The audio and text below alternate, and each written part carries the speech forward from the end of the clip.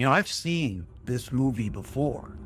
Not the AI part, the 1999 pattern. Dot-com money flowing and dreaming like it would never stop. Then it did. And right now I'm watching three signals that tell me the AI bubble isn't coming. It's already here, already cracking.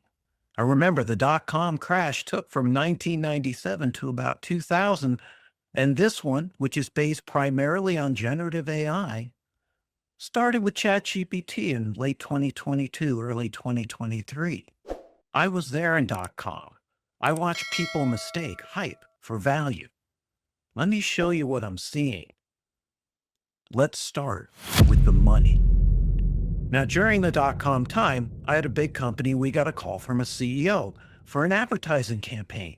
And he says, here's the deal. I want to do $1 million advertising campaign. I'm like, great. He says, you send me the invoice for $1 million. I'll send you the $1 million. Then send me back the 900,000 and you keep 100,000.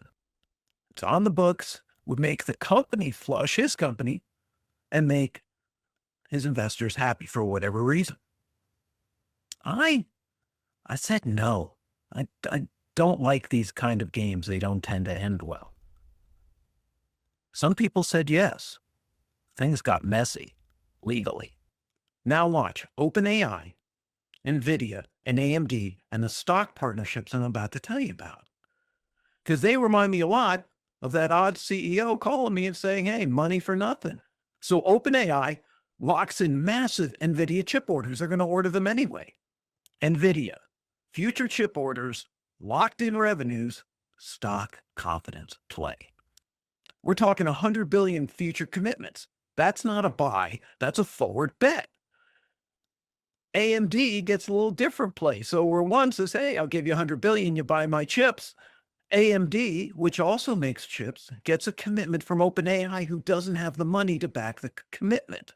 See, OpenAI needs chips, lots of them, but it doesn't have the cash flow to buy them outright, or at least hopefully will by then. So OpenAI gets stock warrants for a future purchase from AMD at incredibly low prices.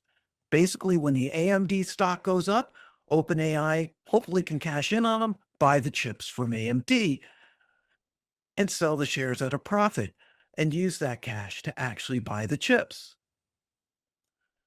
So AMD's stock price becomes OpenAI's funding mechanism in a way. It's not an investment in AMD's product.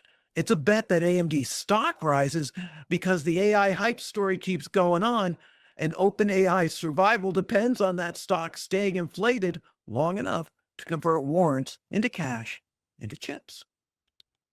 That's not a partnership. That's financial dependency dressed as a deal. It's almost like that dot-com CEO calling me up and I don't have to do anything that I'm not already doing, and make a little extra money on the side when that stock price goes up. And when the hype cools, when AMD's stock stops rising, OpenAI can't convert those stock warrants and they can't buy the chips, and the whole thing seizes up. Is this an investment in AI's capability or an investment in making the stock price move? Pretty obvious, right? That's the signal.